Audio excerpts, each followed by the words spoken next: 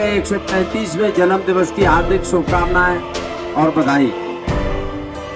बड़े हर्ष के साथ अच्छा लग रहा है कि शताब्दी राजधानी कॉम्प्लेक्स में गत वर्षों के बाद इस वर्ष भी बड़े धूमधाम से बाबा साहब की जयंती मनाई जा रही है और बहुत बड़ी संख्या में आज आप सभी लोगों की उपस्थिति भी है। साथियों, बाबा साहब ने देश काल और वातावरण विषम परिस्थितियों में रहते हुए सबसे उच्च शिक्षा हासिल की और बाबा साहब का रिकॉर्ड आज भी भारतवर्ष में कोई नहीं तोड़ पाया है शिक्षा के क्षेत्र में। साथियों, बाबा साहब ने 32 डिग्रियां हासिल की, 4 डिप्लोमा हासिल किए,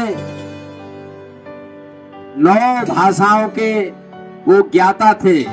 जानना एक अलग चीज है, ज्ञान रखना अलग चीज है।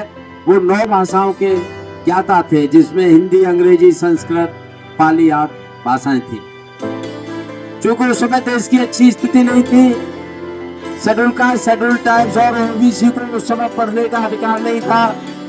बहुसंख्यक होते हुए भी अपने हक और अधिकारों से बहुत बड़ी आबादी वंचित थी। हमारे यहाँ बहुत महान हुए, अवतार समझा, कुछ समझा, उन्होंने जन्म लिया भारत में, लेकिन एक बहुत बड़ी आबादी के लिए किसी का ध्यान नहीं गया। बाबा साहब ने जब छुआछूत, भेदभाव, असमानता को बिल्कुल नजदीक से देखा और महसूस किया, और इसके बाद जाके जब विदेश में वो पढ़ने गए, वहाँ की व्यवस्था और भारत की व्यवस्था में बहुत जमीन और आसमान का अंतर था। ऐसी स्थिति में बाबा साहब ने प्रयास किया कि हिंदू धर्म की जो कुरीतियां हैं, अव्यवस्थाएं, इनको मैं बदलने का प्रयास कर रहा हूं।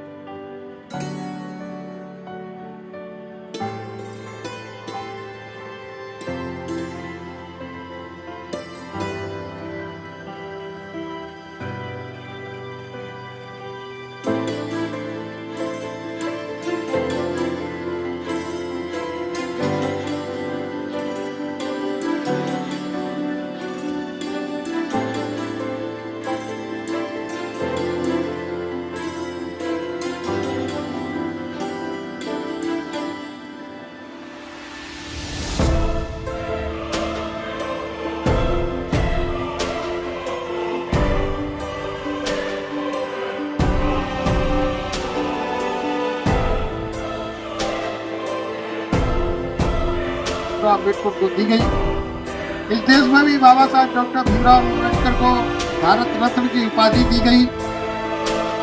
बाबा साहब डॉक्टर भीमराव अम्बेडकर के बारे में मेरे पूर्व वक्ताओं ने आपसे बहुत सारी चर्चाएं की होंगी और की भी है मेरे सामने। बाबा साहब का जन्म महू छावनी जो मध्य प्रदेश के अंदर है 14 अप्रैल 1891 में हुआ था, एक दलित परिवार में। इनके पिताजी सेना में कार्यरत थे और रिटायर्ड होने, सेवानिवृत्त होने के बाद वो अपने गांव बाबा साहब डॉक्टर भीमराव अम्बेडकर, जो बचपन का नाम उनका भीमा था, उनको लेकर के गांव चले आए और उनको स्कूल में दाखिला कराने जब गए तो उनका दाखिला सिर्फ इसलिए नहीं किया जा रहा था कि वो महार जाति में पैदा हुए, जिसको अछूत माना जाता है, क्योंकि बाबा साहब डॉक्टर भीमराव अम्बेडकर को अंग्रेजों के कानून की जानकारी थी और जानकारी के आधार पर दाखिला कराया गया, शर्तों पर कि ये बालक अपने घर से बैठने की काट लेकर के आया करेगा, आम बच्चों के साथ खेलेगा नहीं और आम नल से ये पानी नहीं पिएगा। उसके बावजूद भी इतना अपमान सहते हुए भी बाबा साहब डॉक्टर भीमराव अम्बेडकर ने कठोर परिश्रम किया और अध्ययन अर्जित करने के बाद में उन्होंने मैट्रिकुलेट बॉम्बे से किया, इंटरमीडिएट किया और महाराजा बड़ौदा के आशीर्वाद से उनकी छात्रवृत्ति, जो महाराजा बड़ौदा को छात्रों को विदेश भेजा करते थे पढ़ने के लिए, बाबा साहब डॉक्टर भीमराव अम्बेडकर को भी इसी क्रम में कोलंबिया विश्वविद्यालय जो न्यूयॉर्क के अंदर अमेरिका में है उसमें दाखिला लिया और बाबा साहब डॉक्टर भीमराव अम्बेडकर ने एमए किया, फिर उसके बाद में पीएचडी किया इकोनॉमिक्स में। पहले बाबा साहब डॉक्टर भीमराव अम्बेडकर थे जिन्होंने इस देश के अंदर पीएचडी की डिग्री हासिल की और यही नहीं, उन्होंने डबल पीएचडी की। साउथ एशिया में वो पहले ऐसे व्यक्ति थे जिन्होंने डबल पीएचडी की थी, इससे पहले किसी ने पीएचडी नहीं की थी। बाद में बाबा साहब डॉक्टर भीमराव अम्बेडकर को मौका मिला क्योंकि वो पढ़ना चाहते थे, परिश्रम करते थे। वो लंदन चले गए, लंदन स्कूल ऑफ इकोनॉमिक्स से उन्होंने पुणे इकोनॉमिक्स में एमए किया, कई विषयों में एमए किया और वहाँ से ग्रेजिन यूनिवर्सिटी जो लंदन की मशहूर यूनिवर्सिटी है उसमें कानून की पढ़ाई करके कानून की डिग्री हासिल की। वापस आए, महाराजा बड़ौदा के यहाँ कार्यरत, मतलब जो उन्हें जिम्मेदारी सौंपी गई थी महाराजा बड़ौदा के यहाँ, उनको फिर वही इतने पढ़े लिखे व्यक्ति को उनको महसूस होता था कि मैं इतना पढ़ा लिखा आदमी हूँ, मेरा सम्मान होगा देश के अंदर। अब बड़ौदा के यहाँ जब नौकरी करूँगा तो मुझे सम्मान की दृष्टि से मुझे सम्मान दिया जाएगा, लेकिन इसके विपरीत जो उन्होंने सोचा भी नहीं था, उनको अपमानित किया गया। चपरासी फाइल फेंक के दिया करता था, पानी आम नल से वो पानी नहीं पी सकते थे और जिस क्लब में चाय पानी पीने अधिकारी जाते थे उस क्लब में भी नहीं जा सकते थे। राष्ट्रीय महासचिव की स्पीच के बाद राष्ट्रीय महासचिव ने स्वयं दिल्ली ब्रांच की अध्यक्षा रजनी सिंह को सम्मानित किया और मंच पर उन्हें सबसे पहले मिशन की पगड़ी पहनाई, टोपी पहनाई, पगड़ी पहनाई और उनको पर्स भी गिफ्ट किया। साथ ही साथ कोषाध्यक्ष, राष्ट्रीय कोषाध्यक्ष प्रेम सिंह जी ने नीला फटका पहनाकर रजनी सिंह का स्वागत किया और इतना ही नहीं, रजनी सिंह को तथाकथित बुद्ध की एक तस्वीर देकर भी उनका भव्य स्वागत मंच से किया गया। क्योंकि महिलाओं का सम्मान अशोक कुमार जी सर्वोपरि मानते हैं, प्रेम सिंह जी सर्वोपरि मानते हैं। आज हम दिल्ली के अंदर बात कर रहे हैं, राजधानी दिल्ली की जो ब्रांच के अधिकारियों से बातचीत की। जिस तरीके से बाबा साहब का जन्मदिन 1 तारीख से स्टार्ट होता है और पूरे दिसंबर तक चलता है, उसी कड़ी के अंदर आज कॉम्प्लेक्स के अंदर जन्मदिन मनाया गया और भारत न्यूज़ से विदेश में जन्मदिन मनाता है। अब विदेश ही क्या, कोई भी संगठन है, बाबा साहब का बिगड़ नाम लिए कोई भी कार्य कर नहीं सकते, बाबा साहब का नाम बिगड़ लिए कोई भी दल चल नहीं सकता।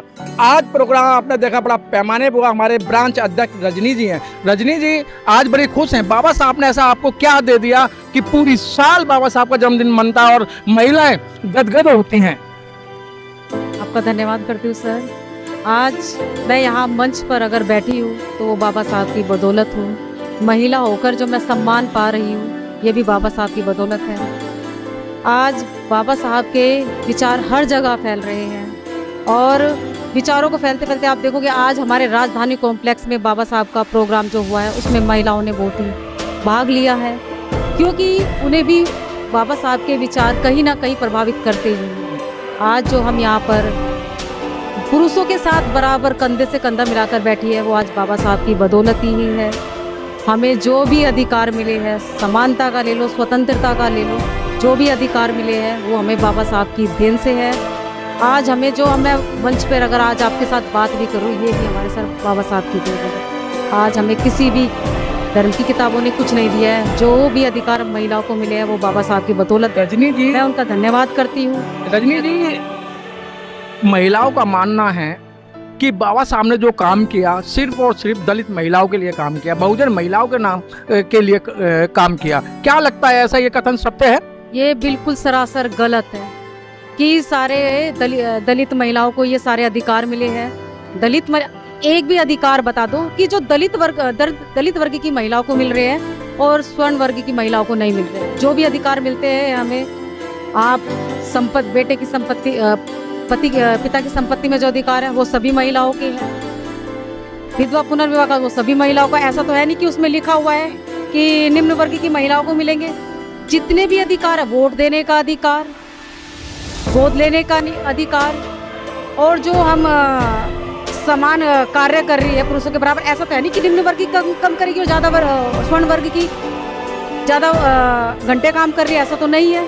बाबा साहब ने जो भी महिलाओं के लिए जो भी समान कार्य समानता के साथ ही बनाए। ऐसा नहीं, आपने ये शताब्दी राजधानी कॉम्प्लेक्स के अंदर एक इतिहास रख दिया। आपने कोई जाति नहीं देखी, बिरादरी नहीं देखी, लेकिन आपने महिलाओं की ऐसी लाइन लगा दी जिस तरीके से कोई भंडारा हो रहा है। आपने महिलाओं को सम्मान दिया, एक बैग दे के सम्मान दिया, तो आपको कैसी अनुभूति प्राप्त हुई? सर, मुझे बहुत ही अच्छा लगा कि हमारे साथ महिलाएं जुड़ भी रही है और बाबा साहब के विचारों से प्रभावित भी हो रही है, जिस वजह से हमने थोड़ा अपनी एसोसिएशन के साथ मिलकर महिलाओं के सम्मान के लिए पर्स बांटने की व्यवस्था की, जिससे कि उनका मान सम्मान भी बढ़े और अपने आप को वो गर्व भी महसूस करे कि हम अम्बेडकर जी के प्रोग्राम में गए थे, हमें इतना मान सम्मान प्राप्त हुआ। जय भीम। हमारे साथ जुड़ चुके हैं संजीव जी, जो आए दिन आपने देखा होगा हमेशा कैमरे के पीछे रहते हैं, कैमरे के आगे नहीं आते, लेकिन काम करने के लिए पब्लिक को इकट्ठा करना या टेंट की व्यवस्था करना कि कर्मचारी कैसे बाबा साहब के प्रोग्राम में आएंगे। तो हम जानते हैं संजीव जी, ये जो आप इतनी मेहनत करते हैं और कैमरे के पीछे रहते हैं, क्या कारण है कि आप कैमरे के सामने क्यों नहीं आते हैं? धन्यवाद पीपल सर, और आपने मुझे आज मौका दिया। और सबसे पहल मैं राष्ट्रीय महामंत्री आदरणीय श्री अशोक कुमार सर का धन्यवाद करता हूं, जो उन्होंने मुझे नई दिल्ली CNW ब्रांच का शाखा सचिव के पद पर एक बहुत बड़ी जिम्मेदारी दे रखी है। मैं उनको बहुत बहुत धन्यवाद करता हूँ। प्रेम सर का भी धन्यवाद करता हूँ। मंडल में महेश जी का भी बहुत बहुत धन्यवाद करता हूँ। प्रताप जी का भी बहुत बहुत धन्यवाद करता हूँ। लेकिन कुछ आपके सामने में जो हमारे लोगों के साथ आज भी लोगों के मन में जो हमारे SC/ST समुदाय से आते हैं जो लोग, उनके प्रति घृणा है, ये सच्चाई है। मुझे ना कहते हुए भी थोड़ा सा अजीब सा लग रहा है, लेकिन मैंने खुद झेला है। मैं संस्था में 8-9 साल से हूँ। 8-9 साल से हूँ मैं, क्योंकि मेरे साथ खुद बीता है। मुझे भी लोगों ने ना बहुत परेशान किया, और मैं किसी संस्था में नहीं था। मुझे हमारे एसोसिएशन में पद श्री चंद्रदेव जी, मैं है नहीं इस दुनिया में, लेकिन मैं उनका फिर भी धन्यवाद करता हूँ, उन्होंने मुझे छोड़ा। संजीव जी, आप करें परेशान किया, लेकिन जब कहा लोग कहते हैं और अधिकारी कहते हैं संविधान आपके साथ में, संविधान आपके हाथ में है, तो आपको कौन परेशान कर सकता है?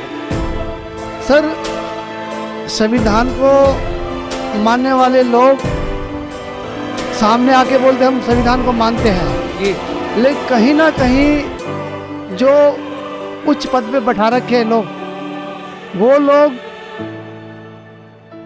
एक दो शब्द है हमारे जो SC/ST समुदाय के बीच में एक तलवार का काम करते हैं। एक तो है कम्पिटेंट और एक है सुटेबिलिटी। इस आधार पे हमारे लोगों को मौका नहीं मिलता है। 12-12 साल 15-15 साल जो कार्य करते हैं रेल में, अपनी रात दिन मेहनत करते हैं, बारिश में धूप में कड़ी मेहनत से काम करते हैं, उनको कम्पिटेंट या सुटेबिलिटी के आधार पे उनको एक उनका जो सम्मानित पद नहीं दिया जाता, उनको नीचे किसी पद पे रख के, और जो नीचे जो जूनियर है, जो ऐसे लोग हैं जो नए आते हैं, और उनको ऊपर एक ऐसी जगह बैठा दिया जाता है जो 20-20 साल नीचे जो कर्मचारी है उनके नीचे काम करना पड़ता है। एक मतलब घृणा महसूस होती है।